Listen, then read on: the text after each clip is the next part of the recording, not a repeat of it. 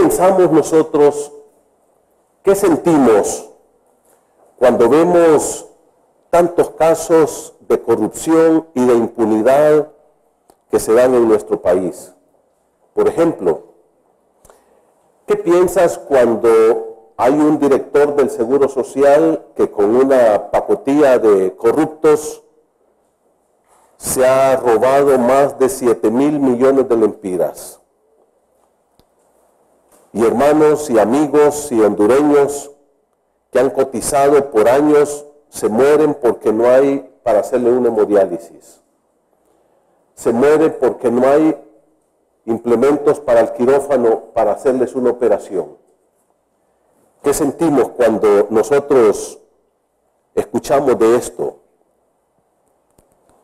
¿Qué piensas de la quiebra de la ENE, de Hondutel, de la Empresa Nacional Portuaria y de todas las entidades de este país? ¿Qué se hicieron esos millones y millones de lempiras? Cuando tiran el agua del cajón, la botan para darle contratos a empresas leoninas y te dice ajuste por combustible para mantener zánganos, y el pobre pueblo está pagando las picardías de esta gente. ¿Qué opinas del carretillazo, del pasaportazo, del chinazo, del lechazo y del lapizazo y de todos los asos que han habido en este país? No estoy hablando de un gobierno, estoy hablando de un sistema. No estoy hablando de un color político, estoy hablando de un sistema.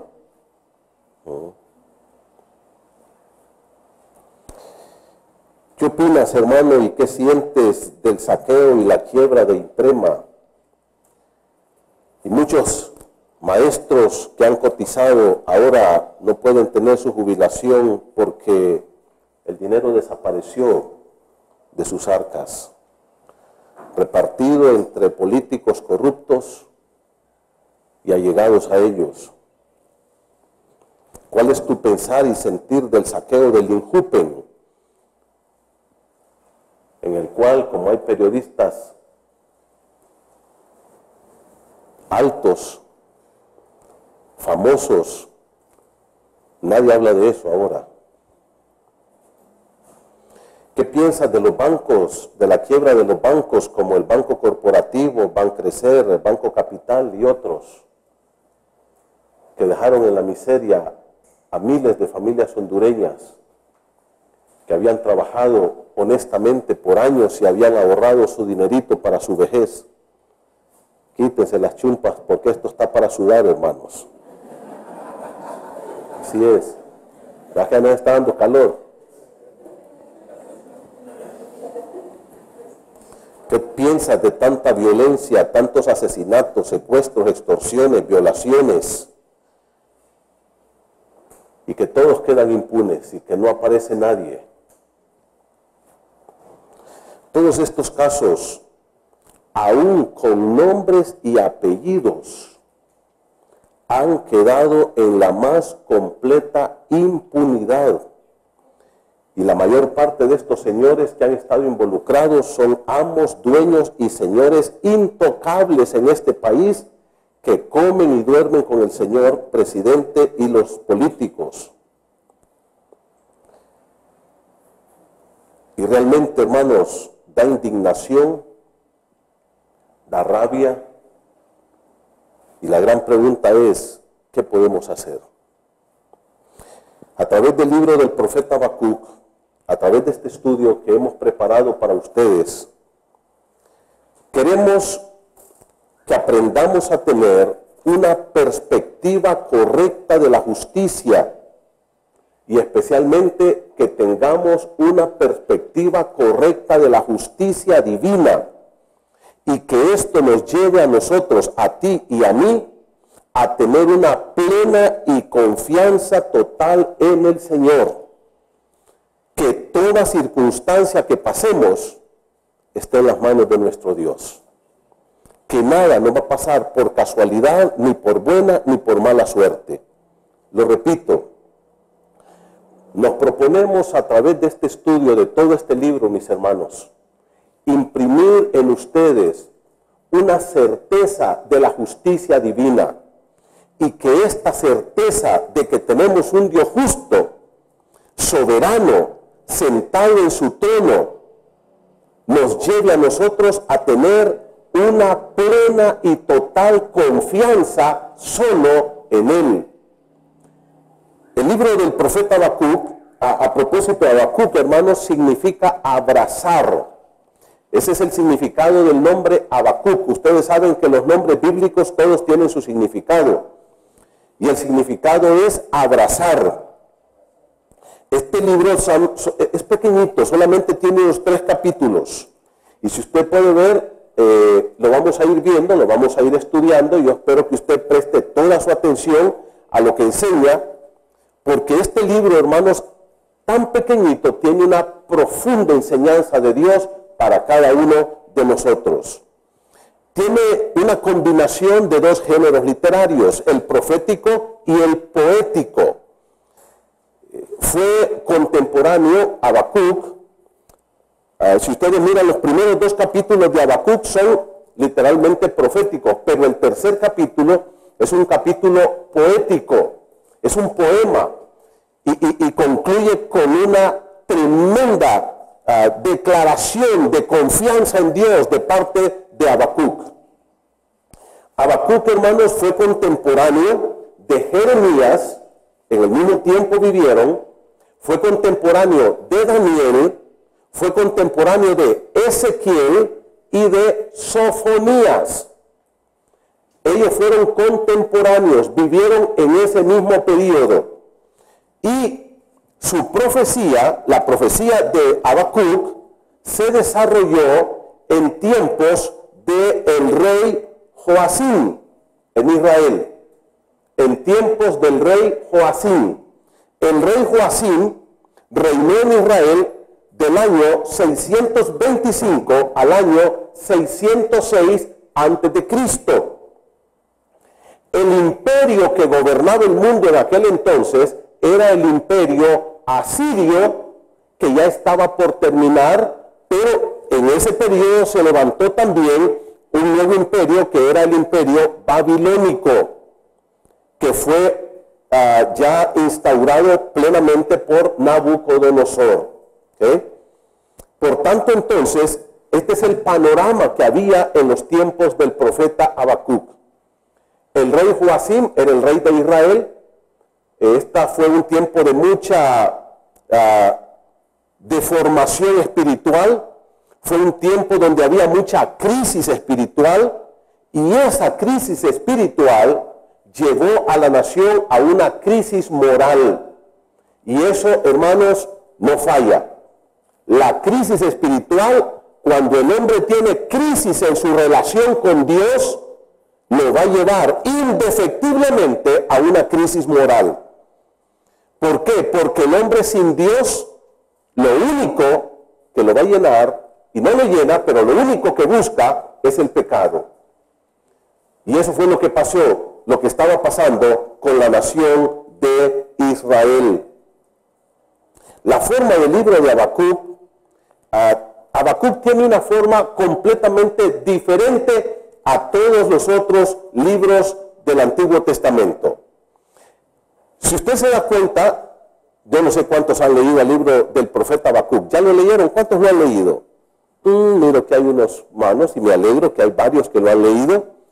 Es bueno leer toda la Biblia, hermanos. Algunos creen que solo la Biblia es Romanos y Juan, y no pasan de ahí, o de Salmos. Pero la Biblia es completa, de Génesis a Apocalipsis. Leámosla por lo menos una vez en el año. Esa debe de ser la meta de todos nosotros, leer la Biblia mínimo una vez al año. Y ahí repasas todos los libros y todo lo que Dios dice en su palabra. Ahora, si ustedes han leído al profeta Habacuc, ustedes se dan cuenta de que Habacuc se le llama un profeta, pero no da ninguna profecía en Israel. En ningún momento ustedes miran al profeta Habacuc pararse y decir: y Israel, así dice Jehová. No. Fíjense que el libro del profeta Habacuc se da en una plática entre él, el judío Habacuc, y Dios.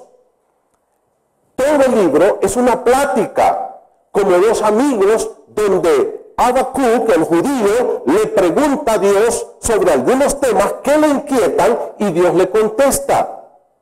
Pero en ningún momento el profeta va a la nación de Israel. En ningún momento, por lo menos aquí en el libro, el profeta llama a la nación de Israel. Es una plática entre él y Dios. Y vamos a ver qué lindo cómo Dios le contesta al profeta Habacuc. Queridos hermanos, Dios siempre va a contestarte tus oraciones. Esa familiaridad que tú vas desarrollando con Dios, esa amistad que tú vas desarrollando con Dios, es a través justo de esa intimidad con Él, de esa plática con Él. Y así entonces es que se desarrolla el libro del profeta Habacuc. Puesto ya este libro en su contexto más amplio y general, ahora yo quiero invitarles a leer conmigo los primeros 11 versículos a los cuales haremos referencia en esta mañana. Lean conmigo, por favor, busque Habacuc, capítulo 1, del 1 al 11.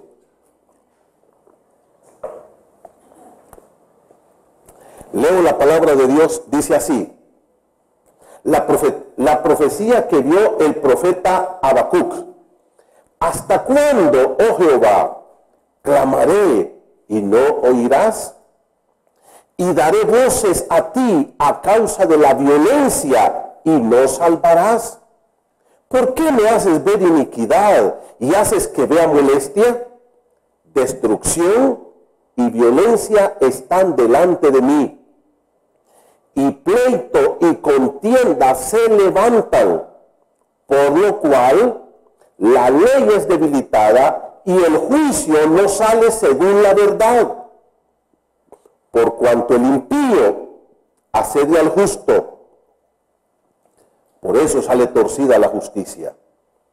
Mirad entre las naciones y ved, y asombraos, porque haré una obra en vuestros días, que cuando se os contare, no la creeréis, porque he aquí, yo levanto a los caldeos, nación cruel y presurosa, que camina por la anchura de la tierra para poseer las moradas ajenas. Formidable es y terrible. De ella misma procede su justicia y su dignidad. Sus caballos serán más ligeros que leopardos y más feroces que lobos nocturnos. Y sus jinetes se multiplicarán. Vendrán de lejos sus jinetes y volarán como águilas que se apresuran a devorar. Toda ella vendrá a la presa. El terror va delante de ella y recogerá cautivos como arena. Escarnecerá a los reyes y de los príncipes hará burla. Se reirá de toda fortaleza y levantará terraplén y la tomará. Luego pasará como el huracán y ofenderá, atribuyendo su fuerza a su Dios. Esta es la primera plática entre el profeta y Dios. Este es el primer encuentro entre el judío Habacuc, inquieto, como ustedes, como yo, de todo lo que está pasando, y platican como dos grandes amigos. Si ustedes leyeron aquí, esta es una charla, una amistad. Y hermanos, Dios quiere que nosotros así seamos. ¿Alguna vez tú has ido a Dios y le has dicho: Señor, estoy molesto? Tengo una amiga, hermana en Cristo, que le dio una artritis degenerativa terrible y comenzó desde que tenía 15 años. Ella es menor que yo y ya no puede caminar, sus manos torcidas, dolores terribles. Y a veces platicamos con ella cuando vamos a visitarla y me dice: mira, Manuel, a veces yo peleo con Dios. Y a veces yo voy a Dios y le digo, ¿por qué, Señor? Increíblemente he escuchado a algunas personas que muy equivocadamente me han dicho, nunca se le pregunta a Dios por qué. ¿Ha pensado usted en eso? ¿Cree usted que eso es correcto? Eso es incorrecto. No es pecado preguntarle a Dios por qué. Cuando Cristo estaba en la cruz del Calvario, una de sus preguntas al Padre, ¿cuál fue? Dios mío, ¿por qué me has desamparado? ¿O no le preguntó el Señor por qué? Claro, no nos quedemos en el por qué. Vamos a la siguiente. ¿Para qué? Dios quiere que tú le digas, Señor, ¿por qué me permites pasar esto? ¿Y para qué me permites pasar esto? No es pecado ir a Dios y decirle, Señor, ¿por qué? No te dejes engañar de todos los que oyes por la calle. Hay hermanos que oyen una frase y ya la empiezan a repetir como si fuera cierta. Yo he escuchado muchos hermanos decirme, pastor, es que a Dios no se le pregunta por qué. ¿Quién dice? ¿Dónde está eso? Eso no es bíblico. Claro que debemos preguntarle a Dios, Señor, ¿por qué tú me permites pasar esto? Quiero que me enseñes las razones para que yo pueda cambiar, para que yo pueda mejorar. Y quiero que me des también el para qué tú me estás haciendo pasar esto. Aquí vemos este judío Habacuc acercándose a Dios y exponiéndole su queja. El profeta tiene toda la libertad de llegar a Dios y plantearle sus dudas, sus inquietudes y aún su molestia por lo que está pasando en su nación, en Israel. ¿Qué era lo que había molestado al profeta? Mire conmigo el capítulo 1, verso 2. ¿Hasta cuándo, oh Jehová, clamaré y no oirás? Y daré voces a ti a causa de la violencia y no salvarás. ¿Y qué era lo que había mirado el profeta que lo había llevado a Dios a cuestionarle, a preguntarle, a platicar con Dios? 1, dice, me haces ver que iniquidad. Bueno, en el versículo 2 dice violencia primero. A causa de la violencia es algo que uno lo mira, los crímenes se miran, los muertos están tirados en la calle, la gente está pagando sobornos, la gente está pagando impuestos de guerra, eso se ve. Lo vemos todos los días nosotros. Y dice el profeta, tú me has hecho ver violencia. Segundo, versículo 3, me haces ver iniquidad. Más adelante vamos a analizar estas palabras. Haces que vea molestia. ¿Qué más? Destrucción, violencia de nuevo. Dice aquí el profeta Habacuc, estoy viendo todos los días esto en mi pueblo, Señor. ¿Qué está pasando? ¿Por qué estamos viviendo de esta manera? ¿Por qué Israel está viviendo así? Versículo número 3 dice, pleito, contienda. Versículo 4, la ley es debilitada, el juicio no existe, los jueces se venden al mejor postor. Ahí está, lo miran por eso, sale torcida la justicia.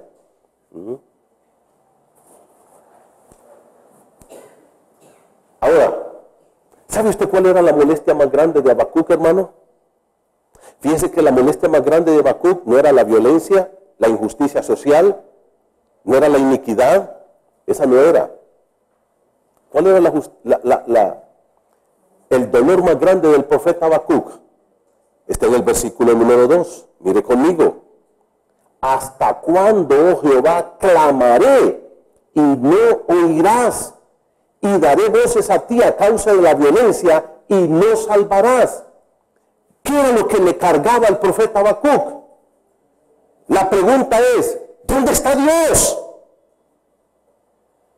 ¿Vale la pena tener un Dios como el que tenemos? ¿Dónde se ha ido Dios? ¿Se fue de paseo? ¿Se olvidó que estamos aquí? Le he clamado, le he pedido y está en silencio. Verso 2 dice, ¿hasta cuándo clamaré y no me vas a escuchar? Señor, ¿qué está pasando contigo?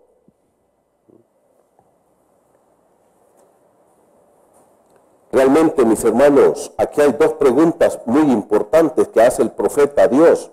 Y literalmente, si ustedes se dan cuenta, Habacuc, al final de cuentas, ¿a quién está cuestionando? No está cuestionando a los pícaros. Dice, Dios, ¿dónde estás? ¿No estás viendo lo que están haciendo? ¿No estás viendo lo que está pasando? Al final, Habacuc le dice, Señor, ¿qué estás haciendo? ¿Dónde estás? Y hay dos preguntas. Primera pregunta, ¿hasta cuándo clamaré y no oirás? Esa es la primera pregunta. Señor, he estado orando y orando y tú no me oyes. Pregunto, ¿lo estaba escuchando Dios al profeta o no lo había escuchado? Claro que sí.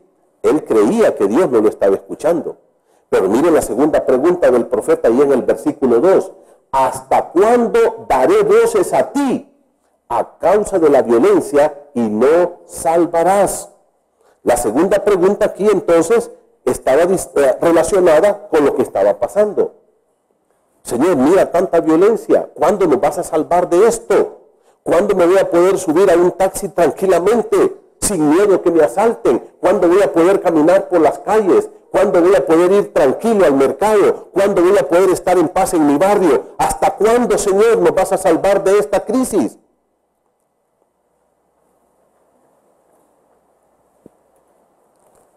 Y entonces, queridos hermanos, el profeta describe lo que él estaba viendo. Y quiero que miremos con atención algunas de estas palabritas que menciona aquí el profeta. ¿No les parece a ustedes, hermanos, que al leer estos primeros 4 versículos de Habacuc, parece que Habacuc era catracho, ¿verdad? Parece que era hondureño, ¿no es cierto? Parece que vivía por ahí por la Villanueva, por la 3 de Mayo, por alguna de esas colonias. ¿Verdad que sí? La Villafranca. Parece hondureño. Lo mismo, ¿no es cierto? ¿Sabe lo que pasa? Por eso la Biblia nunca pasa de moda. Porque la naturaleza del ser humano es pecaminosa toda la vida. ¿No cree usted que los tiempos en que usted y yo estamos viviendo son peores o mejores que los tiempos pasados? Siempre ha habido maldad, solo que ahora los medios de comunicación la publican más. Ese es el problema. Ese es el problema. Y entonces nos damos cuenta de más cosas. Y yo le voy a decir una cosa, Dios no permite que usted y yo nos demos cuenta de todo lo que en realidad pasa. Si usted y yo nos llegáramos a dar cuenta de todo lo que en realidad está pasando en este país a nivel de gobierno, y no hablo de este, sino a nivel de gobierno general, a nivel de la corrupción, del sicariato, del narcotráfico, usted se espantaría, hermano. Si con saber un poquito nos estamos espantados. Pues este Habacuc, cuando yo lo he leído, yo creo que este era de por aquí cerca. Es porque la naturaleza del hombre es pecaminosa. Por eso la palabra de Dios nunca pasa de moda. Amén. Vive y permanece para siempre. El cielo y la tierra pasan, pero esto no va a pasar. ¿Qué miraba el profeta Habacuc? Capítulo 1, versículo número 3. Primero dice iniquidad. La palabra iniquidad, hermanos, en el original es aven. Y esta palabra se traduce al español como maldad, aflicción y como depravación. Depravación total del ser humano. Y esta palabra tiene algunas referencias que son muy importantes que usted y yo las sepamos. La palabra aven, o esta palabra iniquidad que menciona aquí el profeta Habacuc, en primer lugar pone de manifiesta las maquinaciones, de los malos contra los justos. Maquinaciones perversas de aquellos que dijo el salmista, no duermen si no están pensando cómo van a hacer el mal. Que lo maquinan, que lo planifican el mal. Esa gente, la Biblia le llama inicuos, le llama perversos. Y esa palabra describe a ese tipo de personas. Planifican el mal. ¿No cree usted que el descalabro del Seguro Social, o de Injupe, o del Impremo, o de la ENEO, fue así, ¿qué pasó? Qué sorpresa. No, son cosas planeadas bien calculadamente. Cada detalle, cada detalle. Ponen gentes en puestos claves y con detalle planifican lo que van a hacer. Con detalle. Inicuos. Pero también esta palabra describe a la gente que vive sin Dios, la gente que no tiene a Dios. Mire conmigo, por favor, Isaías capítulo 32. Vaya al libro de Isaías y mire lo que dice el profeta Isaías en el capítulo 32. Dice la palabra del Señor así, Isaías capítulo 32. Dice el versículo 6 y 7. Isaías capítulo 32, versículo 6 y 7 dice, porque el ruin hablará ¿qué? Ruindades, y su corazón fabricará ¿el qué? Iniquidad, la misma palabra, ¿sí o no? ¿Dónde se fabrican las iniquidades? En el corazón, en la mente del ser humano. Verso número 6, para cometer impiedad y para hablar escarnio contra Jehová, dejando vacía el alma hambrienta y quitando la bebida al sediento. Las armas del tramposo son malas, trama intrigas inicuas para enredar a los simples con palabras mentirosas y para hablar en juicio contra el pobre. No tenían en cuenta a Dios. Dice que estos hacían escarnio contra Jehová. El impío que describe Habacuc ahí es, primero, la gente que maquina y la gente que no tiene a Dios. Hay otra característica de estas personas, la gente que se deleita en hacer el mal, que se goza, que siente placer en causar dolor y sufrimiento a los demás. Mire el Salmo 141, por favor. Versículo 9, mire lo que dice el Salmo 141 y mire lo que dice el versículo 9. 141, 9 dice, guárdame, el rey David está orando aquí a Dios y le dice, Salmo 141, 9, guárdame de los lazos que me han tendido y de las trampas de los que hacen, ¿qué? Iniquidad. ¿Qué hacen ellos? Ponen trampas. Estos inicuos se deleitan en hacer el mal. Describe, y mire qué interesante esto que encontramos al estudiar este pasaje. ¿Sabe usted que los inicuos no son ateos? No son ateos, son religiosos. Ellos creen en Dios y confían en Dios y hablan de Dios y van a iglesias. Vaya conmigo a Isaías capítulo 1, por favor. Mire lo que dice Isaías capítulo 1, leo para ustedes el verso 13. Y aquí es Dios a través del profeta Isaías hablándole al pueblo. Y mire usted, el inicuo no necesariamente es un ateo. Y por eso usted ve a mucha gente que está metida en negocios terriblemente sucios, golpeándose el pecho en las iglesias. Usted los mira. ¿Ah? Allá en Progreso había una iglesia que había un hermano muy fiel, tenía una reparación de baterías de carro. Toda esa gente que le echa líquido y les arregla las celdas a las baterías y ahí al final las hacen funcionar por unos 15 días más. Pero este caballero con ese lugar donde reparaban baterías tenía una casa que estaba en una manzana de terreno de 2 pisos, enorme. Tenía una hacienda como de 300 manzanas de terreno. Y cuando en la iglesia los hermanos decían, hermanos, vamos a celebrar el Día de la Madre, él se ponía de pie y decía, hermanos, no anden comprando carne ahí, hombre, en esas pesas. Van a traer 1 o 2 vaquitas allá a la hacienda.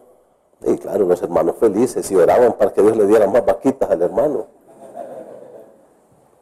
Y un día, este hermano en Cristo salió enchachado, capturado en el Puente de la Democracia con 50 kilos de coca, llevándolos de Tela a San Pedro. ¿Sí? Hermano en Cristo, miembro de una iglesia evangélica. Los impíos no son ateos. Mire cómo dice Isaías 1:13. No me traigas más vana ofrenda. El incienso me es abominación. Luna nueva y día de reposo, el convocar asambleas, no lo puedo sufrir. ¿Son qué dice Dios? Iniquidad vuestras fiestas solemnes. Mire, esta gente iba a las fiestas, al templo, llevaba ofrendas, llevaba sus diezmos, adoraba a Dios, pero eran ¿cómo? Inicuos, eran perversos. Esta gente se golpea el pecho, habla de Dios, dice que ama a Dios, pero son perversos. Ahora se dan cuenta, hermanos, lo que hace el profeta Habacuc. Vaya conmigo de nuevo. ¿Cómo dice que es esta gente? Inicua, hace iniquidad. Estamos en Habacuc, capítulo 1, verso 3. Y dice Habacuc, y haces que vea molestia. La palabra molestia aquí, en el hebreo es amal. Y la palabra amal en el hebreo, hermanos, también se traduce como un dolor fuerte. Se traduce como miseria total, vejación, aflicción, algo que nos duele mucho. Y dice el profeta, ¿sabes una cosa? Dios, me haces ver iniquidad a toda esta gente planificando el mal, haciendo el mal, son religiosos pero son pervertidos, son perversos. Y me haces ver molestia, tanto dolor que miro, Señor. Verso número 3, destrucción. Esos son los efectos de la violencia, de la iniquidad. Es la destrucción del ser humano, la destrucción de las familias, la destrucción de la vida del ciudadano de una nación. Se destruye completamente, no hay seguridad, no hay nada. Violencia, pleito, contiendas se levantan. Y por último dice el profeta, verso 4, y como que si esto fuera poco, los jueces se venden al mejor postor y la justicia sale torcida. Sale torcida. Hace muchos años estaba pastoreando una iglesia en el sur y conocí a un caballero llamado José y nos hicimos amigos y él empezó a asistir a la iglesia y nos hicimos muy buenos amigos de verdad. Y un día me di cuenta que él era abogado y que cotizaba al Colegio de Abogados de Honduras, pero no ejercía. Y era buen abogado, fue muy buen abogado. Él andaba en silla de ruedas. Y este caballero trabajaba con granjas marinas en Choluteca, con esta camaronera. Tenía unas lanchas para pescar larva de camarón y le hacía proyectos a granjas marinas. Vivía muy bien. Y un día le digo, José, yo quiero hacerte una pregunta. ¿Por qué tú, siendo abogado, no litigas? No ejerces tu profesión. Y me dice, prefiero este trabajito que tengo en granjas marinas, hacer proyectos, andar viendo mis pescadores allá en Cedeño, estar ahí porque tenía todo su equipo para la larva. Mire, pastor, me dice, yo como abogado estoy decepcionado 100% de la justicia de mi país. Yo tenía casos ganados, probados, y cuando iba a recoger el veredicto, estaba a favor del otro, porque abajo le habían metido una maleta de billetes. Y los perdíamos. Los buenos abogados en este país, me dicen, no son los que manejan mejor la ley, sino los que manejan mejor el dinero, la influencia, y que compran conciencias a través de falsos testigos. ¿Y la justicia cómo sale? Torcida. Como les decía hace un momento, parece que este Habacuc era hondureño definitivamente. No tenemos otra opción. Pero yo quiero que miren ustedes ahora, del verso 5 en adelante, y con esto nos vamos a ir. ¿Qué les dije que es esto, hermanos? Una plática, ¿no es cierto? Donde un hombre de Dios, temeroso de Dios, un hombre fiel, está tremendamente inquieto de lo que está pasando.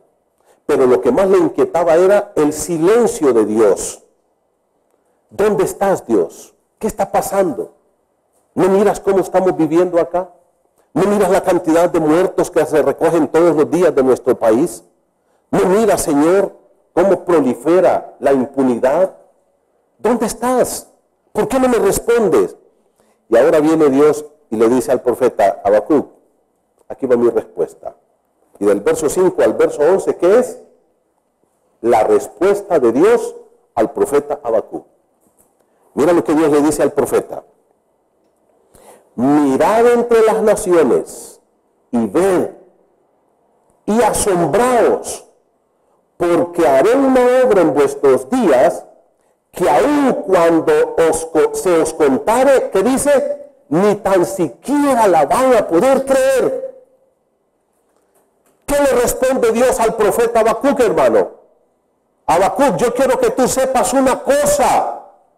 Yo estoy presente y no estoy callado. Yo sé lo que está pasando. Y estoy trabajando también.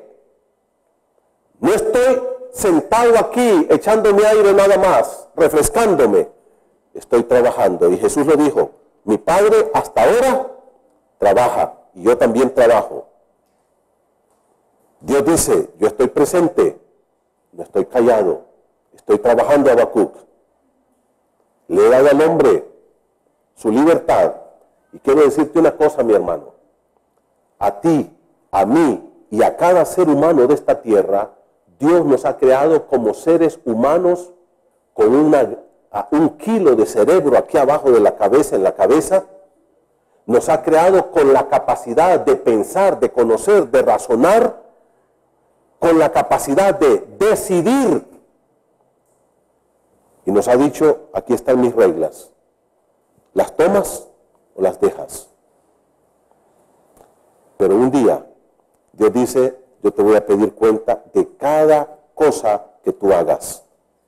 Y Dios dice, no creas que estoy callado, no creas que estoy ausente. Yo estoy presente y no estoy callado, estoy actuando. Y aquí, hermanos, entonces, si ustedes miran, hay 3 palabras que usa el profeta Habacuc aquí, que Dios usa para hablarle al profeta Habacuc. Número 1, ¿qué le dice? Primera palabra, ¿cuál es? Capítulo 1, verso 5. Mirad. Ah, pero el profeta dice, Señor, pues si he estado viendo aquí, hombre, me haces que vea y quieres que siga viendo esto, Señor. ¿Ah? ¿Qué fue lo que le dijo el profeta a Dios? Me haces ver. ¿Y ahora qué le dice Dios?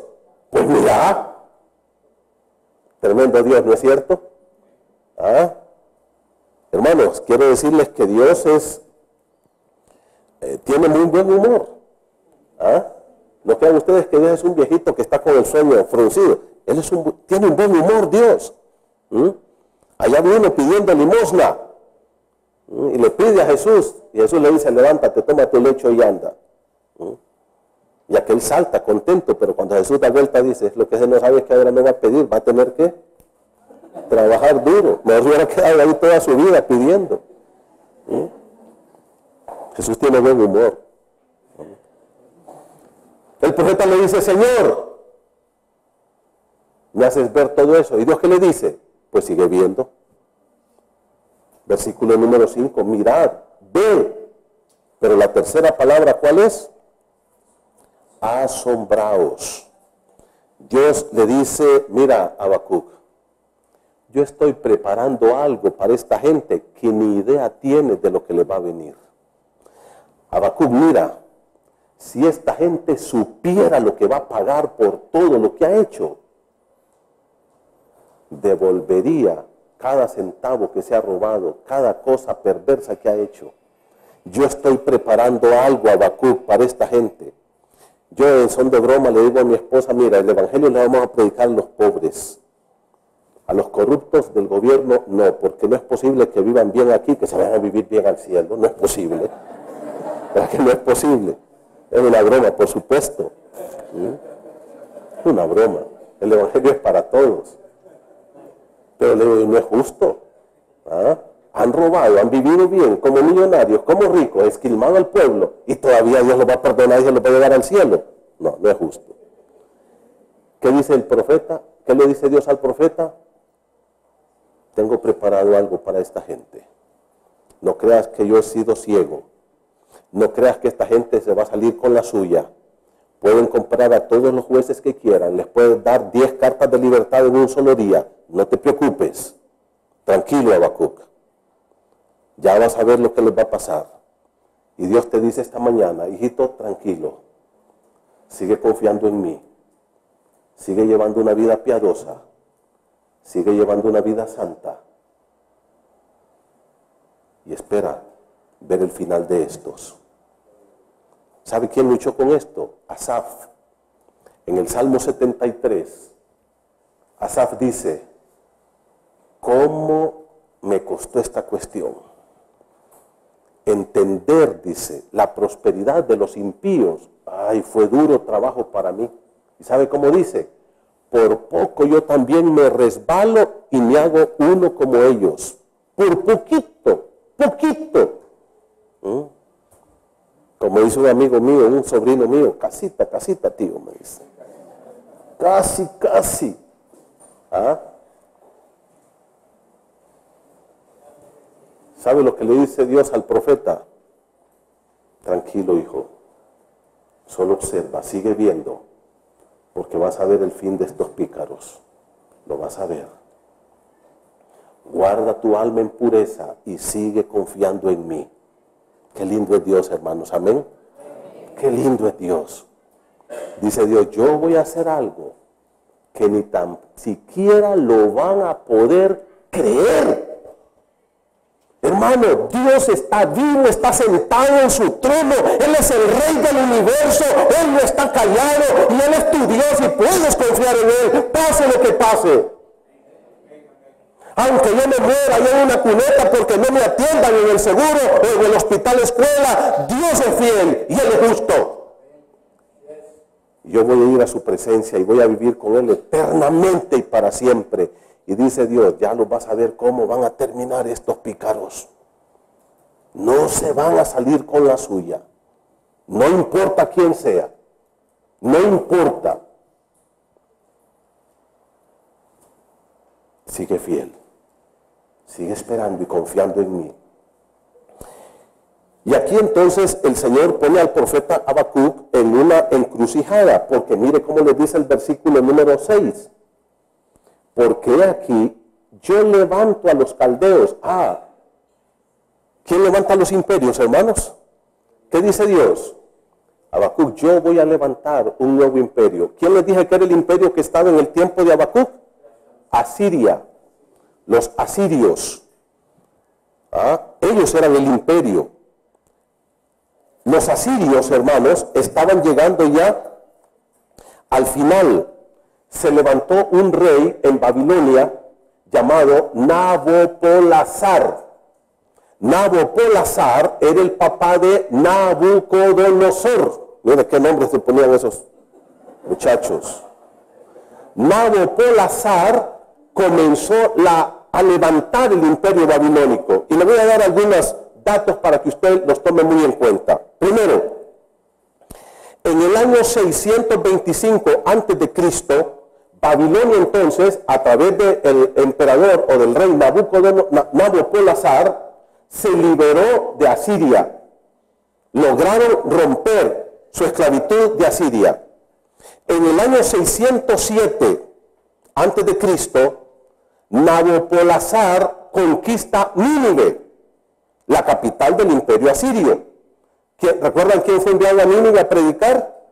Era Jonás. Y Jonás llegó a Nínive y no quería ir porque eran sus enemigos, que los tenían oprimidos, a los judíos. Entonces Jonás dice, que se vaya al infierno, igual a mí, ¿verdad? Los tienen oprimidos y les voy a ir a predicar, qué bonito. Y entonces Jonás va a Nínive y predica, se arrepienten, pero años después Dios levantó un segundo profeta para Nínive. ¿Cuál era? Nahum. Gracias a Dios, yo creí que nadie me iba a contestar porque todos conocen a Jonás, pero a Nahum muy poco se conoce. Nahum. Y Nahum dice, ya no hay tiempo para Nínive. Y en el año 607 entra Nabopolassar con el ejército de Babilonia y destruyó Nínive y la tomó y se implantó como un nuevo imperio entonces, el imperio babilónico. En el año 606 a.C., Babilonia invade Judá. Invade Judá. En ese tiempo, el general del ejército era Nabucodonosor. El papá de él era el rey. Y en ese tiempo le avisan a Nabucodonosor que su padre murió. Entonces Nabucodonosor va a tomar el imperio babilónico, entonces ya él como el emperador de Babilonia, y regresa para seguir la conquista de Jerusalén. Pero en el año 605 a.C.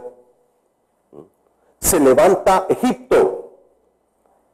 Y cuando Nabucodonosor quiere terminar de conquistar Jerusalén, le avisan que Egipto está en una revuelta.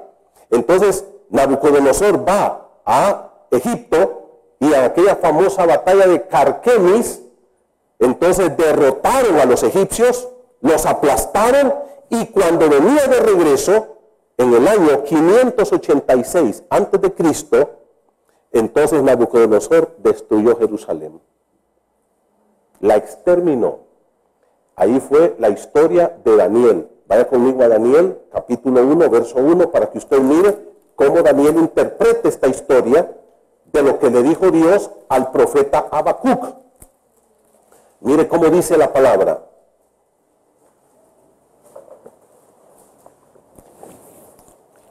Daniel 1:1. ¿Están conmigo, hermanos? Dice así: en el año tercero del reinado de ¿quién? Joacim. ¿Quién era el rey cuando Habacuc era profeta? Joacim. Rey de Judá. Mire lo que dice: vino Nabucodonosor, rey de Babilonia, a Jerusalén y la sitió. Y ahora miren lo que dice el verso 2. Y el Señor, ¿cuál Señor? Jehová de los ejércitos, le dijo a Habacuc: yo voy a hacer una cosa que cuando la oigan no la van a creer ustedes. Ya van a ver cómo van a terminar estos. Versículo 2, Daniel 1:2. Y el Señor entregó en sus manos a Joacim, rey de Judá, y los utensilios, y vino a destruir completamente. ¿Quién tiene todo en sus manos, hermanos? ¿Quién es el que controla todo esto? Esto no está en manos del señor presidente. Esto no está en manos de la corte. Esto no está en manos del Congreso. Todo esto está en manos del Señor. ¿Qué dice Daniel? ¿Cómo interpreta Daniel? Lo mismo que interpretó o que Dios le dijo a quién. A Habacuc: yo voy a hacer esto. Yo lo voy a hacer. Y Dios levantó un nuevo imperio. ¿Y por qué les dije que ponían una encrucijada al profeta Habacuc? Porque el imperio en el tiempo de Habacuc, cuando está recibiendo esta profecía, era asirio. Y Habacuc dice: ¿cómo vas a traer a los caldeos? A propósito, en el versículo 6, cuando dice yo levanto a los caldeos, es el mismo Babilonia. Babilonia y caldeos es la misma cosa, hermanos. Es lo mismo, el mismo imperio. Y entonces, ¿qué dice la palabra del Señor? Mire cómo dice Dios. ¿Cómo califica a los caldeos? Una nación cruel, presurosa, camina por la anchura del mar, formidable, terrible es. De ella procede su justicia y su dignidad. ¿Qué quiere decir esto? Ellos hacen lo que les da la gana. Y yo los voy a levantar para castigar a Israel. A todos esos perversos que vendieron al pobre por un par de zapatos, a todos esos que saquearon, a todos, ya los vas a ver cuando caigan en mi mano. Versículo número 9 dice, verso 8, sus caballos más ligeros que leopardos. ¿Okay? Verso 9, toda ella vendrá a la presa. ¿Cómo le llama Dios a Israel aquí? Presa. Dios dice, estos, ahí los tengo y ahí van a caer. No se me van a mover de ahí. Los voy a castigar. Y dice, el terror va delante de ella y recogerá cautivos como arena. Escarnecerá a los reyes y de los príncipes hará burla, se reirá de toda fortaleza. ¿Qué quiere decir esto, hermanos? Que no habrá muralla que lo puedan detener. Jerusalén estaba con una muralla alta. ¿Sabe lo que dice Dios? La va a botar Nabucodonosor, va a poner un terraplén y se les va a meter y los va a destruir de todas maneras. Nadie lo va a detener porque yo lo he levantado y ellos van a caer. Voy a castigar a Israel. Versículo número 11 termina. Luego pasará como el huracán y ofenderá, atribuyendo su fuerza ¿a quién? Ahora, aquí hay un problema también porque Babilonia, ¿en quién confiaba? En sus dioses. Un pueblo idólatra también. En otras palabras, Dios dice, yo traigo un pueblo perverso, idólatra, porque yo, no importa, yo uso a quien yo quiero para castigar a estos pícaros. Hermanos queridos, cuando nosotros vemos esta situación en nuestro país, cuando nosotros vemos lo que está pasando en Honduras, y al igual que Habacuc, nos da rabia, nos da indignación, ver tanta crueldad, ver tanta injusticia, ver tanta maldad, también nos preguntamos, ¿dónde está mi Dios? ¿Qué está haciendo Dios? Y Dios me dice, aquí estoy, hijo, estoy actuando, estate quieto, estate tranquilo, solamente tienes que hacer una cosa. ¿Qué tienes que hacer? Confía en mí. Yo soy el Dios soberano, yo estoy en mi trono, y nada se me escapa de la mano. Solamente una cosa dice Dios. Quiero que sigas tu ruta de pureza, de vida recta, de santidad. Porque quiero decirte una cosa, hermanos. A veces nosotros hablamos de la injusticia allá afuera, ¿no es cierto? Pero a veces en nuestros propios hogares hacemos injusticia a nosotros. Como cristianos. A veces en nuestra propia casa hay padres que son injustos. Papá, Dios también está viendo eso. Hay hombres que humillan a su esposa. Dios también está viendo eso. No creas que Dios va a pasar por alto eso tampoco. La Biblia dice que es tiempo que el juicio comience ¿dónde? En la casa de Dios. También. ¿Quiénes son los primeros que van a ser juzgados? No son los impíos. Nosotros en el tribunal de Cristo. Y hermanos queridos, también Dios quiere justicia en nuestro hogar, en tu trabajo. Hay hermanos en Cristo que son negreros, que no le pagan a su gente lo que tienen que pagarles. Hay hermanos en Cristo que son injustos con sus trabajadores, con sus empleados. También Dios está viendo eso, no creas que tampoco lo pasa por alto el Señor. ¿Qué es lo que Dios quiere? Que yo sea un hombre recto y justo, que tenga paciencia. Ya verán lo que Dios va a hacer. Amén. Cierre sus ojos, vamos a orar. Padre querido, a la luz de este pasaje, tú nos estás hablando de una forma maravillosa. Querido Señor, yo sé que aquí hay muchos hermanos que han estado pasando por pruebas difíciles, por injusticias graves y serias, pero yo te pido que nos ayudes a empezar a confiar en ti. Padre, por favor, ayúdenos a creer tu palabra, que tú estás vivo y activo, que tú estás trabajando en nuestra querida Honduras, en nuestro hogar, en nuestra iglesia. Te clamo, Dios, para que nosotros podamos levantar la vista al cielo y que podamos ver a un Dios soberano, Rey, omnipotente, justo, fiel, y que el temor a Dios caiga en nuestro corazón. Padre, ayúdanos a confiar plenamente en ti, en medio de tanta injusticia social, en medio de tanta violencia, en medio de tanta criminalidad, en medio de tanta basura moral en la que vivimos. Padre, enséñanos a confiar en tu palabra. Enséñanos a confiar en ti, mi Dios. Saber que nuestra vida está en tus manos, Padre. Que nuestra vida no está ni en las manos de las personas del gobierno, ni en las manos de los criminales, sino que está en las manos de un Dios amoroso, que es Rey, soberano y Señor del universo.